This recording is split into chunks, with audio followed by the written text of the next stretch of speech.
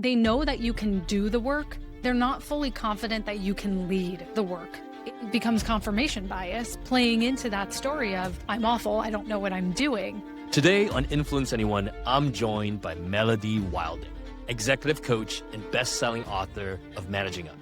You teach people how to treat you in the workplace. If you have ever struggled to influence someone with more authority than you, your boss, an executive, a stakeholder, this episode will change how you approach it. Your ability to influence and build relationships and persuade is what's going to get you to the next level. We often think of it, managing up equals sucking up. When I say the term sensitive striver, I'm talking about a highly sensitive person who is also high achieving. People who are highly sensitive tend to be more influential and persuasive. There's a acronym I use very conveniently. It's called STRIVE. The first one is sensory sensitivity. Second is thoughtfulness. Then we have responsibility. Then we have inner drive. Then we have vigilance. And then last is... How do you influence your manager to respect those boundaries that you're trying to create for yourself? There's a few strategies that I talk about in the book. The first one is...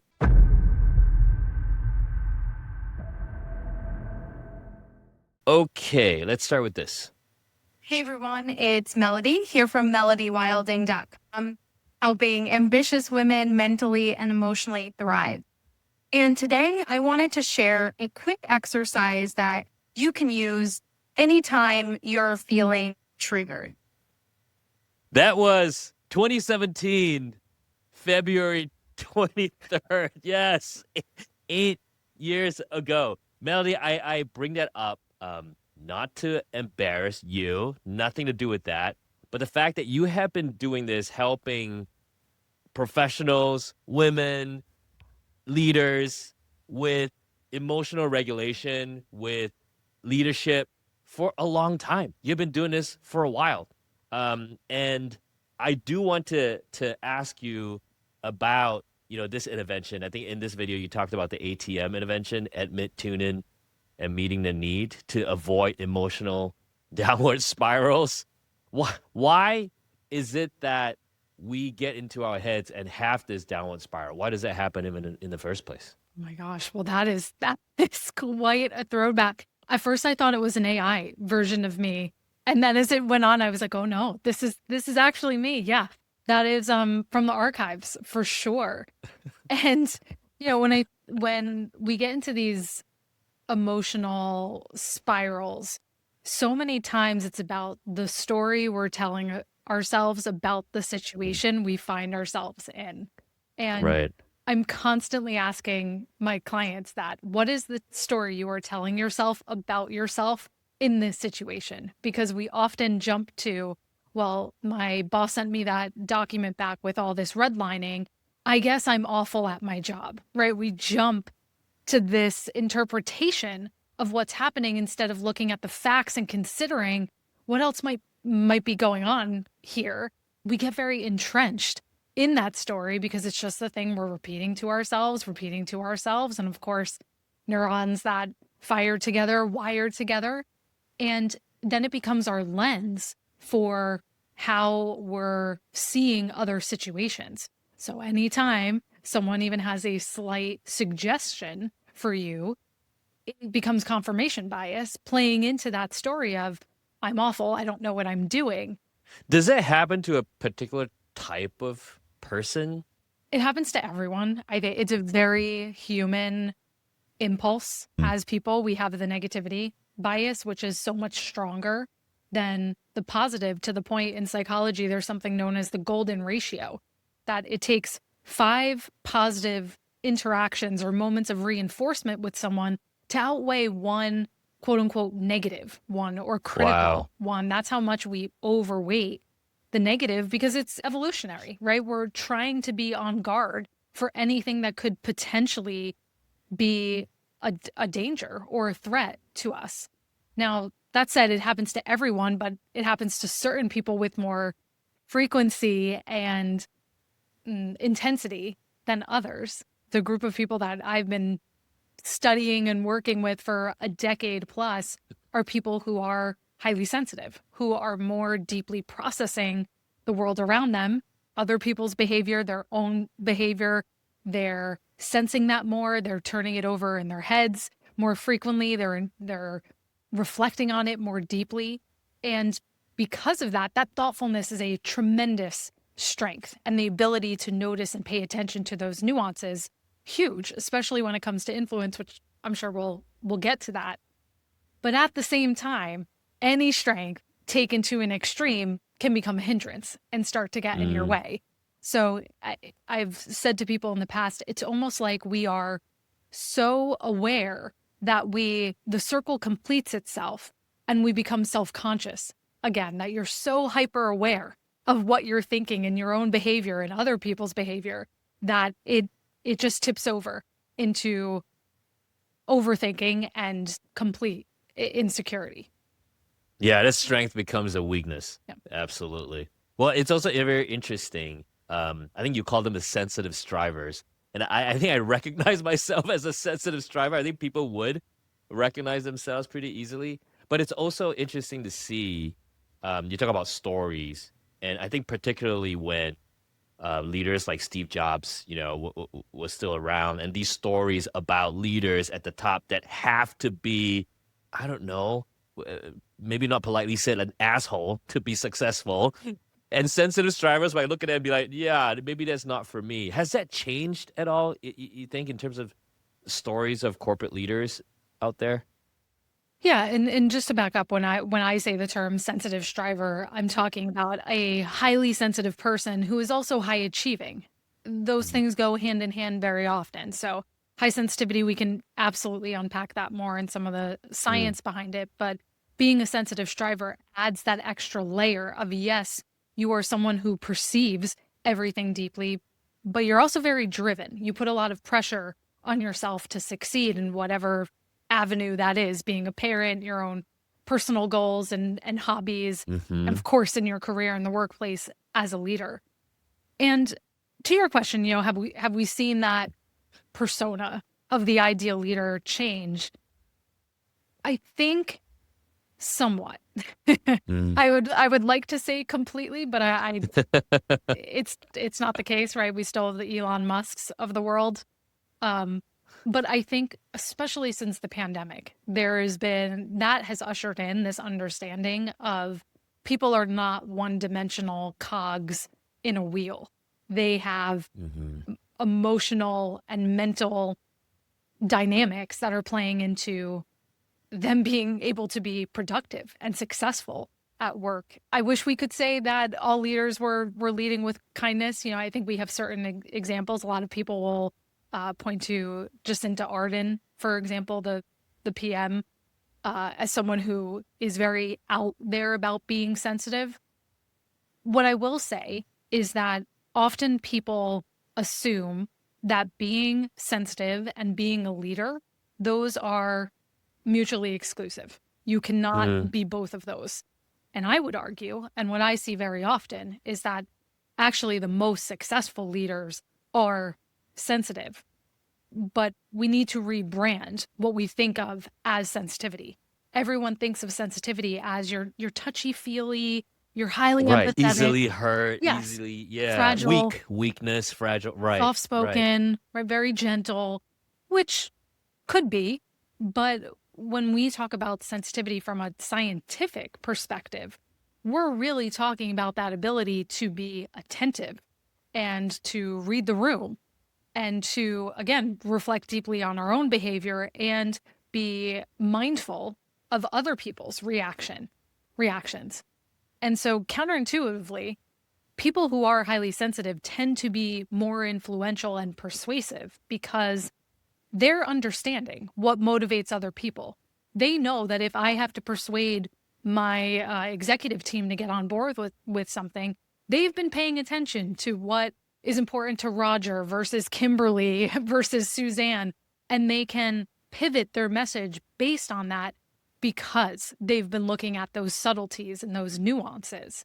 And so I think that's a misconception people have about sensitivity, is that it's all just emotions and feelings, which it is partly, but the most successful sensitive strivers who are leaders translate that into better business results, not just kind of navel gazing at, well, how does everybody feel about this? And is everybody happy? So I think we need to get away from that very limited understanding. Ooh, it is getting exciting. All right, before before I ask you about what's the thing that we have to do to unlock that superpower, because it does seem like a power, for sensitive strivers to use. How might one, maybe through a series of questions of self reflections, how might one say, "Ooh, I think I am in that camp. Like I feel like I'm a sensitive, quote unquote, sensitive striver." How do we do that? Yeah. Well, in my first book, Trust Yourself, there's a acronym I use to break this down, and very conveniently, it's called STRIVE. And these are the 6 factors to look for that really summarize what it means to be a sensitive striver. So the first one is sensory sensitivity. And you may think, duh, of course, if I know I'm sensitive. But what we're talking about here is having a faster and deeper nervous system response to what's happening around you. And so you may find that you get more easily excited than other people. Also, on the flip side, maybe more easily stressed or burned out by situations than other people. But your body responds faster. So it's almost like if you imagine your nervous system as a bucket, our bucket fills faster and maybe more shallow than other people. Mm. So that's the first thing, is sensory sensitivity. Second is thoughtfulness, which is what I was mentioning before. That ability to think deeply. You're probably very reflective. You're intuitive. You may want to process things before you speak about them. That's a hallmark of high sensitivity, because it was very useful back in prehistoric days to have certain people in the tribe who were more cautious, who slowed down before just running out into the wild. And so that's why high sensitivity has persisted. But today in our decision making, it may look like very thoughtfully you need to consider a lot of variables before you make a choice. Again, you can imagine how this can make you more strategic, you're more mindful, you're more deliberate about how you move through your work. Again, if it goes overboard or it's unchecked, you're overthinking. You're doubting yourself. You're just riddled by insecurity. All right, so sensitivity, thoughtfulness, then we have responsibility. This is the hallmark of the striver side. And sensitive strivers, they will give their 100% to everything that they do. And they often have high integrity to others, but lower self-integrity. They are dependable and reliable, often to a fault. They're the ones who will, volunteer, take on everything. They very highly value morals and justice. They want to do things right, but they often let their commitments to themselves fall by the wayside because they're taking care of and paying attention to everybody else. Then we have inner drive. That is that motivation to be not necessarily the best, but to always be growing and always be learning, always be advancing yourself. A lot of people that I work with, they don't want to climb the ladder. They don't want to be in the corner office, but they always want to be better than they were yesterday. And that, again, is a tremendous character asset to have. They're seekers often, but they can take on a lot of goals. I call this goal collecting, which is, I want to learn a language and this AI platform and this and that. Oh boy, that sounds very familiar. Oh, yes. Yes. Right. And we can take on too much, and then we set ourselves up for failure because we're always moving the goalpost. We had one thing that qualified as success, but before we even reach it, we've already moved the bar. Then we have vigilance. And this is that trait of paying attention to what's happening around you. So being vigilant specifically of your environment and other people's behavior, being able to sense when the mood shifts in the room, or being thoughtful about how you're organizing your environment so that it works for you. But again, if we're not paying attention to that, we can get very preoccupied in what other people think about us, to the point where we're sacrificing or not speaking up about what we believe because we're just over optimizing for consensus or everyone else being happy. We're seeking harmony to the default of what needs to happen, and sometimes decisiveness. And then last is emotionality, right? Having bigger emotional responses, more complex or textured. It's not uncommon for clients to tell me, I feel happy and sad and jealous and excited, like all at once. So that multi-layered emotional reaction, as well as our emotions tend to be stronger and stick around longer than other people's. Tremendous to be able to feel that deeply, but can also get in your way when you are not emotionally regulated, or you are so overwhelmed by all of the things you are feeling that it just feels like this cloud you can't see your way through. That's great. Fantastic. Strive. STRIVE. Great. So now we can understand. All right, we're in this camp. Sort of sounds like it's me. What is that unlock to the power of being able to influence? Your latest book, Managing Up, how to get what you need from the people in charge. Fantastic book, by the way. I mean, I would be like, any person graduating from college coming into the professional world should have your book. How do we unlock that power if someone would find themselves, as part of this group? Yeah. Let's actually go to the second chapter of Managing Up, which is about something I call the styles conversation. And this book, Managing Up, I love a good framework. So Managing Up is built around these 10 conversations to have to be more influential and have what I call your professional power position in the workplace, where you are confident in yourself, but that also meets influence with others. You need those two things to be successful. Why I think the styles conversation is the biggest unlock for sensitive strivers is because it's all about being attuned to other people's behavior and to use that to inform your next steps and your reactions. And so the book starts with this idea of alignment. We need to get on the same page with our leader about what success looks like, what's the highest value work I need to work on. But once you know that, then how do you achieve that when you have to work with people that may have a vastly different personality than you? This is so common. I cannot tell you how many times I've worked with someone who, because of their nature as a sensitive striver, they are someone who wants to give all of the background and the context. They want to explain how design feels about a decision versus product versus this is the trouble engineering is having with this.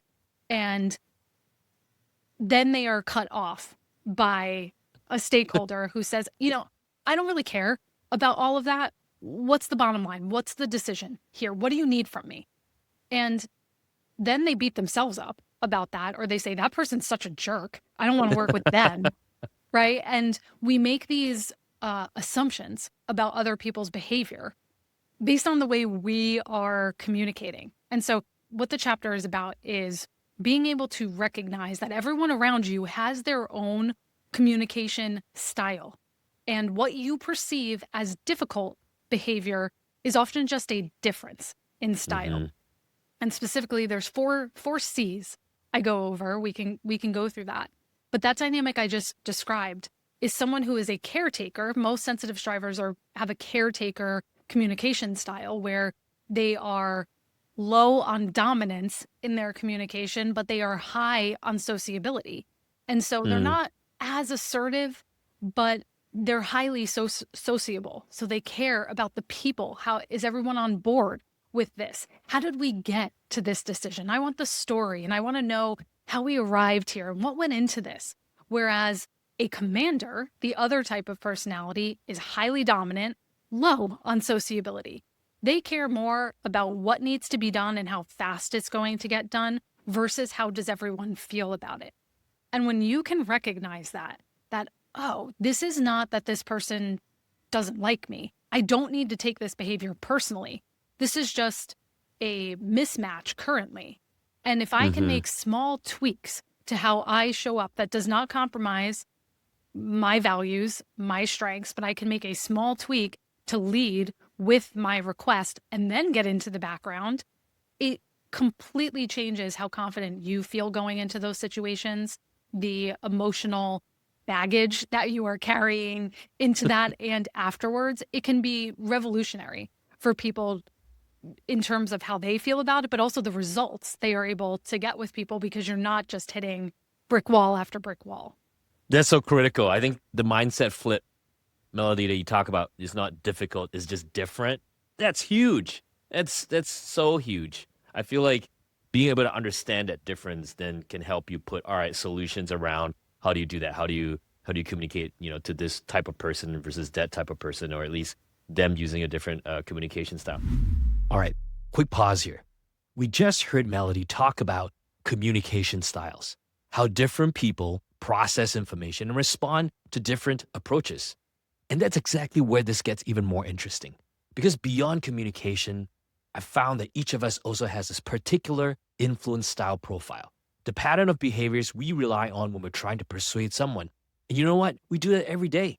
Some people influence through logic, some through story, some through authority, connection, all of the above. If you want to discover your influence style profile, I've created a quick assessment, 16 questions, 3 minutes. It'll give you a clear breakdown of how you naturally influence and your blind spots.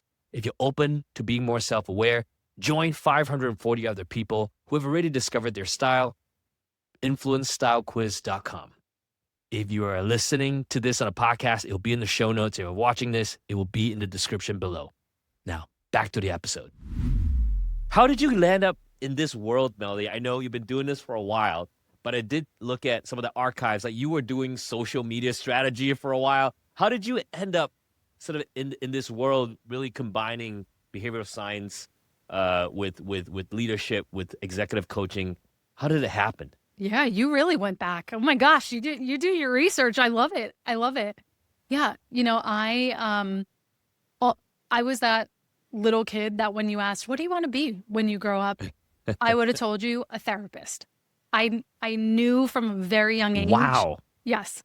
After I got over wanting to be a vet because people told me you'd have to cut animals open, very shortly after that, I decided I wanted to be a therapist. And that was the path I was on. And I went in my undergrad, I ran research labs, which was a fantastic experience, but it was so removed from the day to day. You're talking about, statistical significance, and it's so disconnected from actually helping people take action. Mm-hmm. And so rather than pursue my PhD, I went on to get my master's in social work, which in the state that I'm in was the quickest path to practice. And as soon as I got out of school, I, in typical sensitive striver fashion, followed the well-meaning advice of people around me who said, therapy doesn't pay that great. So maybe you should think about parlaying your experience as a social worker. Maybe you should take that into healthcare. And specifically, like technology. Technology pays very well. You'll have a good, stable job. And so that's what I did for a while. Of course, we're talking about also coming out of the Great Recession when all of this was happening. And I have said for a long time that this work I'm doing today, I couldn't not do it. And what I mean by that is even when I was working full-time for these healthcare organizations, doing everything from operations to product management to marketing, I was building a therapy and coaching practice on the side. I was writing for career websites. I have the entrepreneurial bug in me. Both of my parents were business owners. And so I couldn't keep that, I couldn't keep that under control. And really, I tell this story in Managing Up that the fork in the road moment came when I was let go from one of my healthcare roles. I was made redundant in a role, all because I hadn't been paying attention to what was going around me. I was really keeping my head in the sand. And at that moment, it was this decision point of, okay, do I try doing this dual track, or do I go all in on the thing I've wanted to do forever and take that chance on myself? And now flash forward 15 or so years, and here we are. I think what's really incredible about the book is, I think managing up could be seen as something like, all right, how do you stroke the ego of your boss? How do you do what you need to do? When you are an employee and you're trying to influence someone with higher status, I mean, that's not easy to do. So when I first saw this, it was like, wow, there's a manual about how to influence someone at a higher status position when you're in a lower status position. And that's why I think it's so brilliant. What are the core tenets of being able to influence someone in a higher status position, Melody? Well, actually, let's go to that point that you just made, because that is a core tenet of managing up, is this shift from seeing it as something you do to please your boss to something you do for yourself. And that's a bit of a mind bender for people, because we always hear managing up, make sure your boss is happy. Back in the day, it was know their coffee order and their birthday. And we often think of it, managing up equals sucking up, turning yourself into a brown noser, sharp elbows to get your way to the top. Right. Whatever it takes to fit within their mold of whatever it is. Yeah. And so what I wanted to do is redefine managing up as being able to take control of your own career. Because everything we're talking about, whether it's setting boundaries or it's giving feedback up the chain of command or even getting alignment, that is in service of you having the clarity, the respect, the feeling of control that you need to feel more satisfied day to day. Sure, it's great if you want a promotion or a bonus out of that. I've helped plenty of people do that. But ultimately, it's about that sense of agency in your work and not being jerked around by the whims of the people or the environment around you. Take control of your own career, which ever since the pandemic, that is the number one thing I hear from people. And the research definitely bears out that this feeling of helplessness, of I'm just at the mercy of what's happening around me and what people tell me to do and these directives that come down on high. And what we know psychologically is that feeling of agency is so core to you feeling satisfied day to day and happy in your work. Like you want to get up every day. And so that was where this book came from. And I think that's a really important shift, because it changes the level of buy-in you feel to something that is intrinsically motivated. Yeah. I mean, also, as you were saying that, do you think it's because from the pandemic, like communication has shifted to more sort of online, virtual, so it's probably easier to just give a directive and not have this, I don't know, a little bit more of a conversation, a little bit more of being mindful of how you're delivering these recommendations and rules? Yeah, I call it work from home paranoia.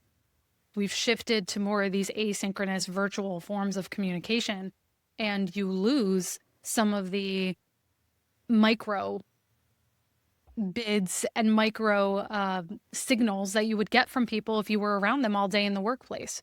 If you share an idea in a meeting where everybody's sitting around a conference table and probably paying more attention than they are when they're on Zoom, you could see that little nod from your boss or your skip level, and you get some of that nonverbal, oh, I'm on track. But if it's a Zoom room, everyone's got their cameras off. You're not getting any of that feedback anymore. And in the absence of that, your mind goes wild, right? And it fills in the blanks negatively of, oh, my manager hasn't responded to this for a day. I guess this isn't important to them. Or, oh, they really favorite Howie. He's the guy everybody goes to, and now I'm on the outs. Right? Again, it gets back to those stories we tell ourselves. So absolutely, being able to cap some of that, it's totally changed now that we're in this hybrid environment. Also because we have to be so much more intentional with how we communicate.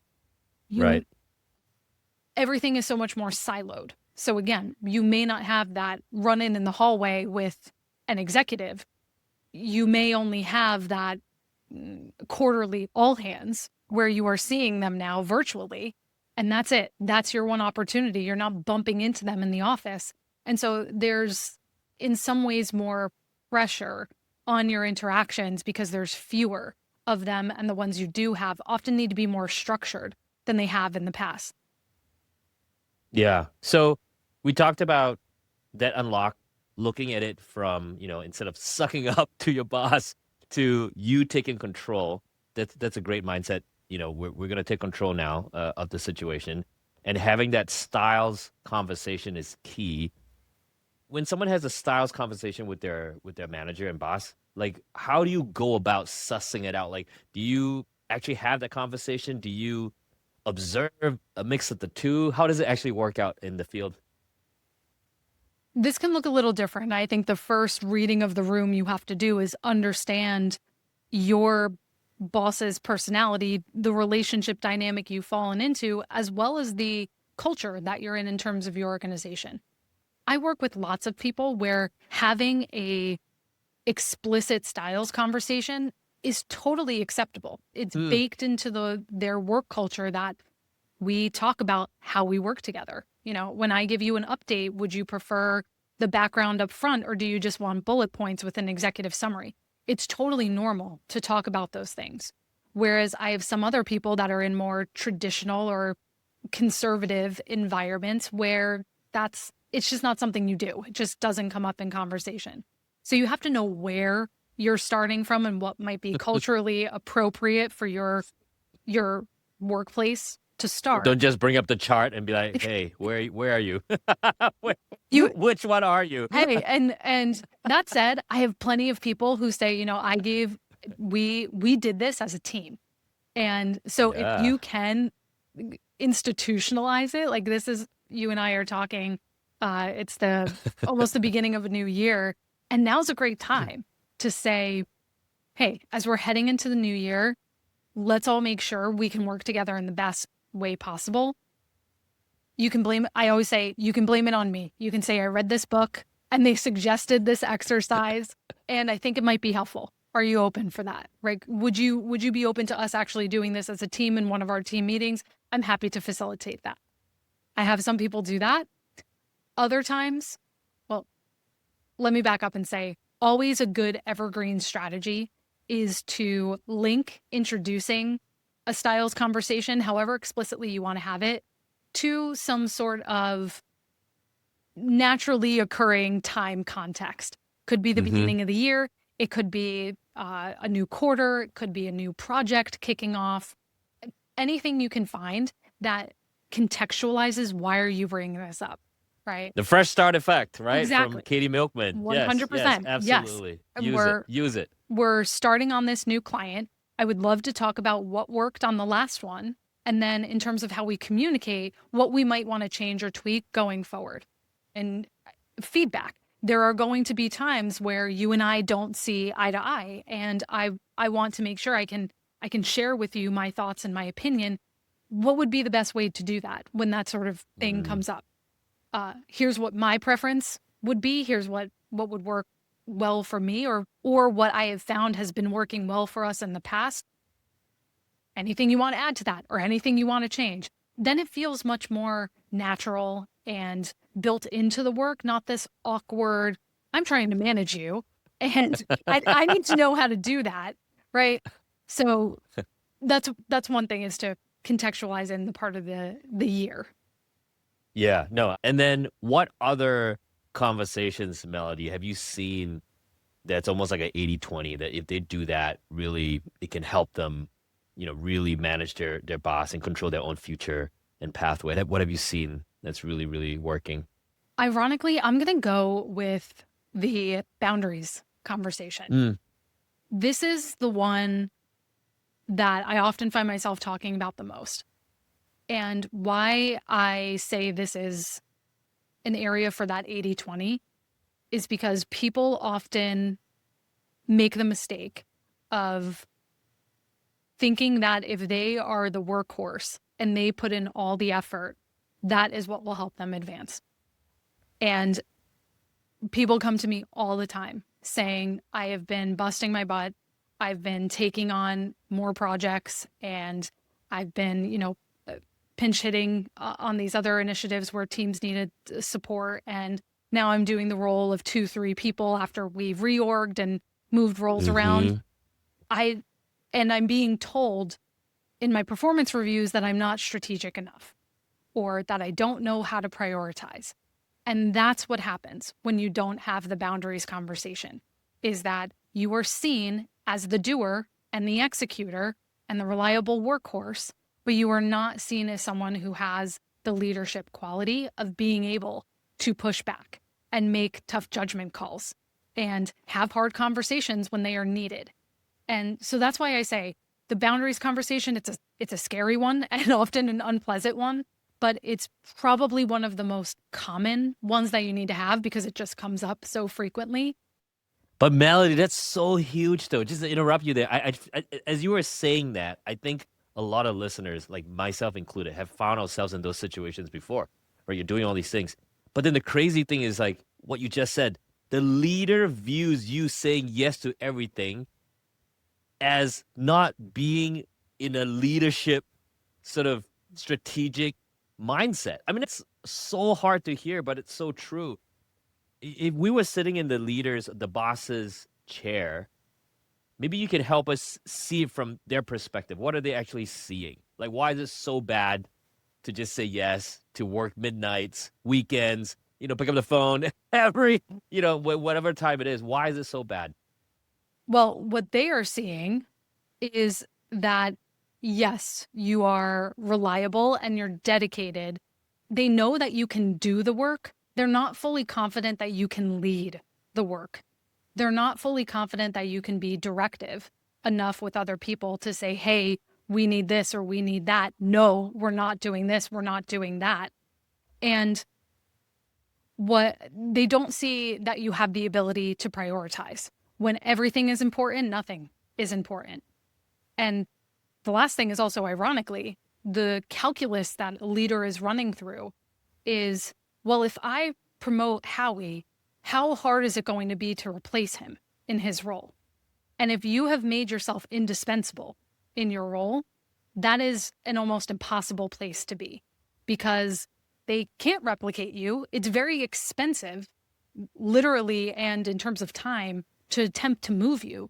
So we'll just keep you where you are. You're doing a good job. Keep doing what you're doing, right? We're getting what you need from you, but you have boxed yourself into this corner unknowingly. I feel like throughout my career, working in the corporate world for 20 years, that's always the gap that you see someone moving from sort of an employee, individual contributor to like a manager or a leadership position. That's always the gap, right? It's not about doing the work. It's about having the ability and skill set to have A, difficult conversations that you talk about, and then B, prioritization. If you don't have those skills or learn those skills, you're just never going to be able to move up and be successful. This is hitting a nerve here. It's so true. Well, and in terms of prioritization, it's not yes, it's the perception at the leadership level. It's also literally your time. And you are so bogged down by the urgent, non-important, death by 1,000 cuts type of work that you have no time for the more strategic work.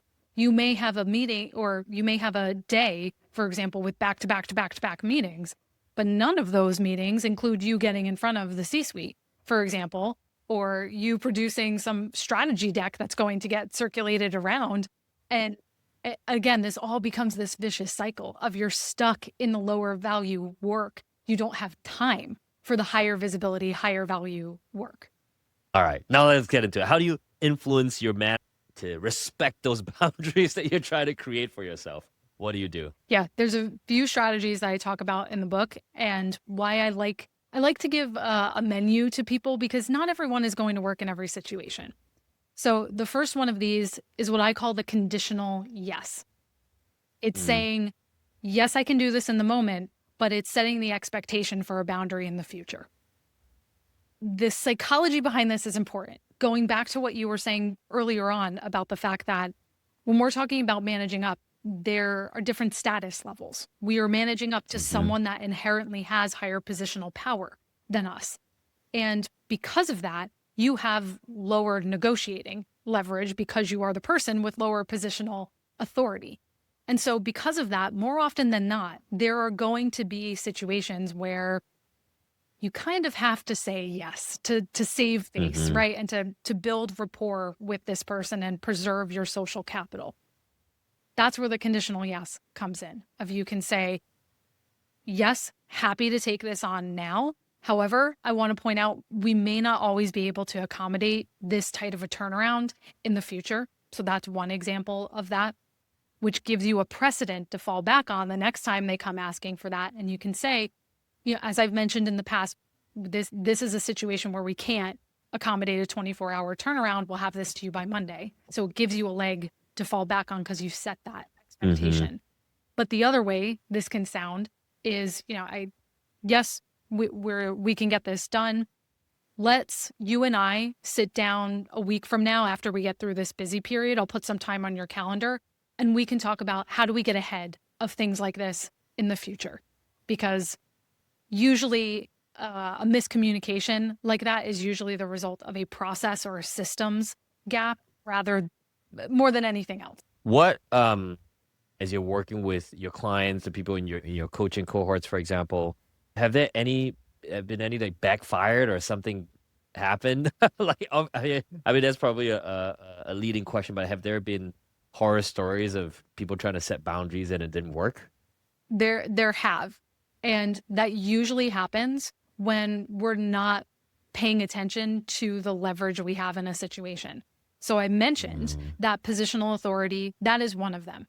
You also have to be paying attention to what level of stress is this leader under? Yeah, if we're talking about this is end of year and some report is due at the end of the week before everybody else goes out of the office, or it's right before a big board meeting and your boss is really on edge, that's probably not the time that you want to set a strong boundary. You want to be more flexible in that situation. Or when the organization is in a period of a lot of change or crisis. The earnings report just came out and it was terrible. Again, that's more of the time you want to read the room and you want to build social capital by being the person who is willing to step up in that situation. So that's usually where it goes wrong. One other thing I'll point out about that is also frequency of setting boundaries. If you have been setting a lot of limits around a lot of different things, you may want to be more selective about what you're setting boundaries around. If your boss is asking you, hey, can you step in for me for this meeting? I know it's at 6 p.m. and you have to pick your kids up. Would you be willing to do it this one time? And you've been saying no to a lot of other things. You want to balance the ratio of how often you are saying no as well. Yeah, you can't just, that's why like you have, people that are repeating this, just say no kind of thing, on LinkedIn or whatever, which is like so infuriating. Yeah, you can't just say no. In the end, it's your boss, it's your manager, and you're there to help them be successful. You just can't say no all the time. So that drives me crazy. The other one that makes me angry is no is a complete sentence, which in many aspects of life, do not get me wrong, please do not come after me on LinkedIn or Twitter. In many aspects of life, no is a complete sentence.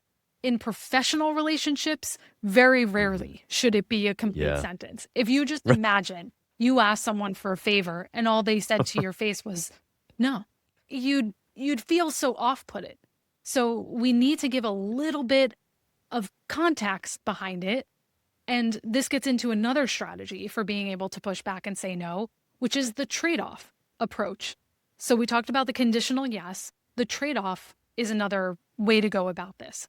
And that's essentially, okay, right now I'm working on X. In order to add Y, we have to temporarily slow down or pause or push out something else. I would recommend that's Z, this other project. Does that sound good? If so, I'll move ahead with that. So the little bit of context you could provide is, I have all of these other things on my plate. Where does this rank in terms of importance?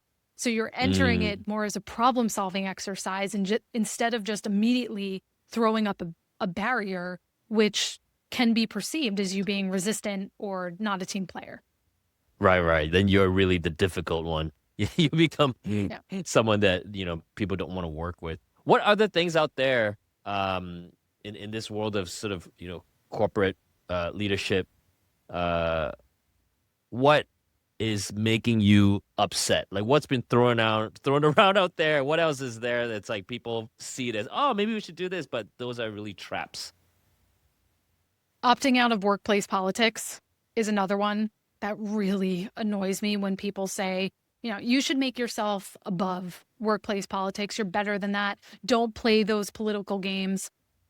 It's unrealistic because politics are just another word for human dynamics in the workplace. As long as humans have been able to have language and live in groups, we've had politics. And it's not going to change in the workplace. AI is not going to replace any of that. You are only hurting yourself if you tell yourself, I'm above playing those games. Yeah. Now, that does not mean you need to be Machiavellian about it, but it does mean you need to understand the ecosystem of players who are affecting your work and building relationships and having a pulse on how things are changing and making sure your work is known and visible to the right people at the right time. Because to do anything else is just putting your head in the sand and ignoring reality. Yeah, no, that's so true. I was talking to evolutionary psychologist Doug Kenrick at ASU, and he talks about how in the end we are trying to solve modern problems with this, cave person brain. So no, you can't just put that aside. We've been doing that for centuries upon centuries. Politics or whatever you want to call it, survivorship. You try to survive. These things are just there. And I feel like if you opt out, you're basically opting out of the tribe, the company, right? So then at some point you're just going to be pushed out. I mean, you won't be effective. You just won't be. When you think about how employees today, as they move along their journey, I think again, what's so great about your book is no matter how far you move along your career ladder, there's always going to be someone above you. Even you're at very top, there's always a board. There's always someone that you're responsible to. What are some things that, in terms of from an influence perspective, what changes throughout their journey and what remains the same, Melody? What a great question. What changes? And you're exactly correct. Most people think that managing up is a junior level skill, right? It's the fresh out of college. You need to know how the workplace works, which is true. But I talk to people every day who feel like I did. I come from a family, very blue collar. My parents never had corporate jobs or graduated college. I never had someone to show me the ropes. So I felt like everyone got this class on how to operate in the workplace and position themselves. And I missed that somehow. And I talk to people who are mid-level, senior level, who feel that same way. And it becomes more important the higher you rise because your technical skills, what got you here is not going to get you there. Your ability to influence and build relationships and persuade is what's going to get you to the next level. Now, what changes as you get to some of those higher echelons is the expectations of stakeholders are much higher. You often also have less face time with them. It's very common where when you're junior or mid-level in your career, you are probably having regular one-on-ones with your manager where there's opportunities for coaching and feedback. But when you're senior level, C-suite level, you're lucky if you get a one-on-one every other week. That would be a treat. And so you're often in the position of having less face time with that person, less support. There's higher expectations about your ability to push back the polish and presence that your communication has to hold, right? And the networks also become much more complex because now you had mentioned there's always someone you need to manage up to. We may be talking about a board, very important customers. A lot of my clients are having to deal with external regulatory agencies or vendors, for example. Right. And that adds an extra complexity of having to manage up to people who are even outside of your organization. Wow. Yeah.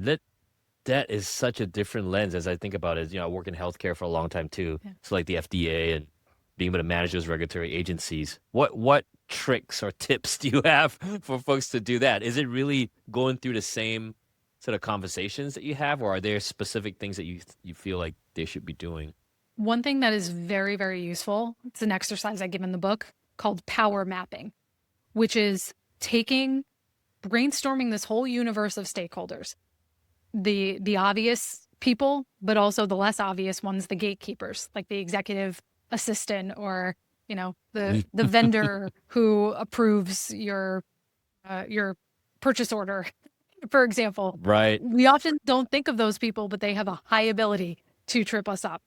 So brainstorming all of those, you can put these on sticky notes if it's helpful, and then mapping them on a 2x2 grid of their level of influence, so their decision-making power and their hierarchy and sway, versus their level of interest, which is how personally invested in that project are they? How much do they care about this? Mhm.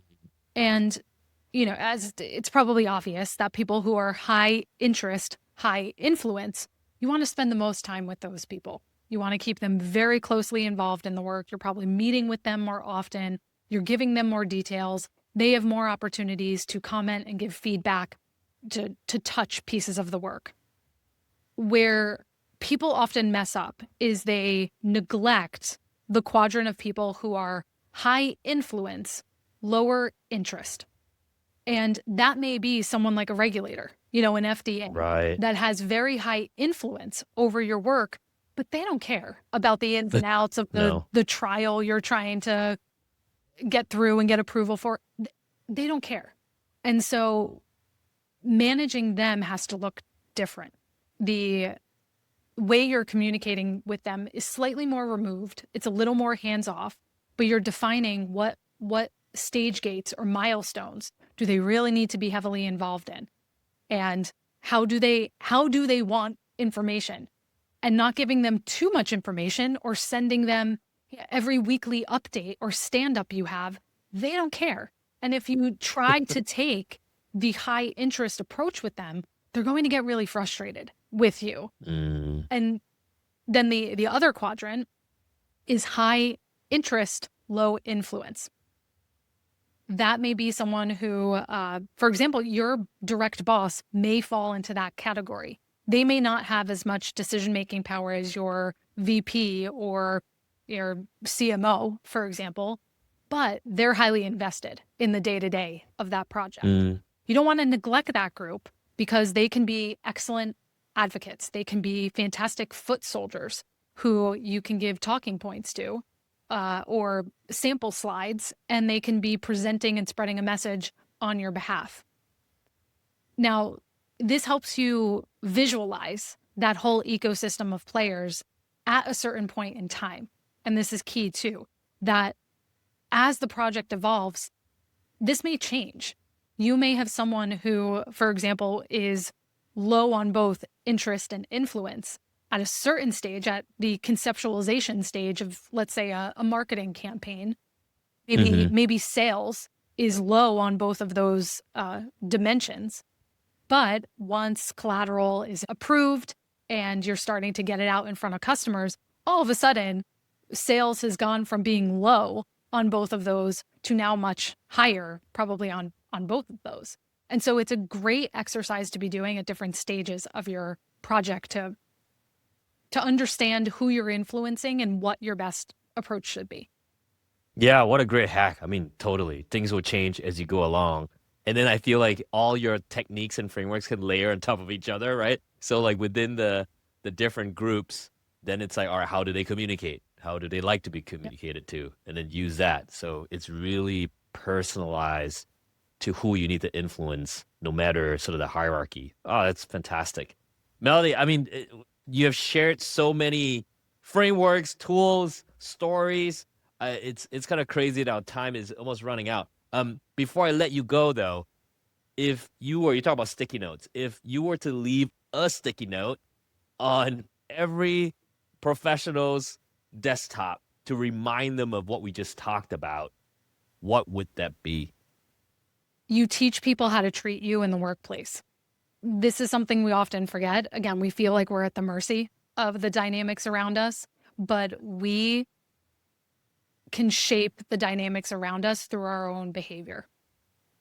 Example, if you are the one responding to messages at 10 p.m. or 2 minutes after they come in, you are teaching people that you're always going to be responsive. If you are someone who stays silent in meetings or then qualifies everything you say with, well, I don't know, we don't have to go that direction, you're teaching people that your opinion doesn't carry that much weight. And so be mindful, because we all have much more control over how people perceive us than we think. And that really starts with ourselves. I love that. Love that so much. Well, if you're listening, make sure to get Melody on your side. Get her book. Go through her courses. I think one is on Strive, one is on how to communicate. I think the world is grateful that you scratched that itch and listened to your intuition, Melody. So thank you again for coming on the show. Oh, thank you so much. Don't go anywhere. If today's conversation with Melody Wilding got you thinking about how to influence the people around you, you want to meet Dr. Robert Cialdini, the godfather of influence, because Melody shows you how influence works in everyday workplaces. Cialdini would teach you the 7 principles behind why every human would say yes. Just click on the video on the screen below. You will be an absolutely unstoppable hero, not a villain, a hero. Go influence, go change lives, and I'll see you in the next video.